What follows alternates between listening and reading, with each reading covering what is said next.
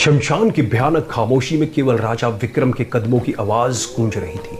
बेताल उनकी पीठ पर लेटा मुस्कुराया और बोला, राजन, तेरी हिम्मत की दाद देनी पड़ेगी। रास्ता लंबा है, इसलिए थकान मिटाने के लिए सुन चौथी कहानी। ये कहानी है एक ऐसे बलिदान की जिसे सुनकर पत्थर दिल भी पिघल जाए। कहानी उज्जैन के राजा शुद्रक और उसके रक्षक वीरवर की है।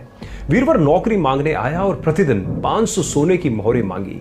राजा हैरान हुआ, पर उसका व्यक्तित्व देख मान गया। जासूसों ने बताया कि वीरवर उन पैसों को गरीबों और देवताओं में बांट देता है और पूरी निष्ठा से पहरा देता है।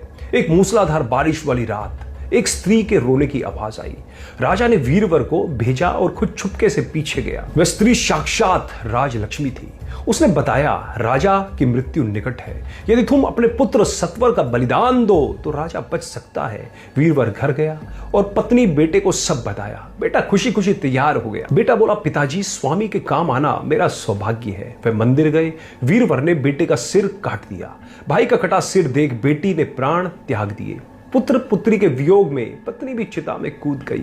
अंत में स्वामी का कार्य पूरा कर वीरवर ने भी अपनी गर्दन काट ली। पूरा परिवार राजा के लिए खत्म हो गया। झाड़ियों के पीछे छिपे राजा शुद्रक की रूह कांप गई। उसने सोचा, मेरे तुच्छ जीवन के लिए सेवक ने वंश मिटा दिया। ऐसे राजपाट पर धिक्कार है। आत्मग्लानि में भरकर राजा ने तलवार निकाली और जैसे ही गर्दन काटने वाला था, देवी प्रकट हो गई। राजा की महानता देख उन्होंने वीरवर और उसके परिवार को जीवित कर दिया।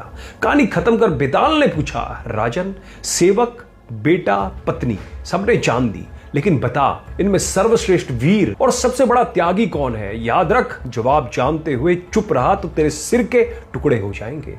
विक्रम ने उत्तर दिया, बेताल। निस्संदेह सबसे बड़ा त्यागी राजा शुद्रक है। कारण यह है कि सेवक यानी वीरवर का धर्म था स्वामी के लिए प्राण देना, पुत्र का धर्म था पिता की आज्ञा मानना और पत्नी का धर्म था पति का साथ देना। इन सब ने अपने अपने कर्तव्य निभाए, लेकिन राजा का धर्म प्रजा से सेवा लेना और अपनी सुरक्षा करवाना है। परंतु यहाँ राजा ने एक सेवक के लिए अपने विशाल साम्राज्य और प्राणों को न्यौछावर करने का निर्णय लिया। एक राजा का अपने सेवक के लिए जान देने को तत्पर होना सामान्य राजधर्म और मानवीय स्वभाव से बहुत ऊपर है।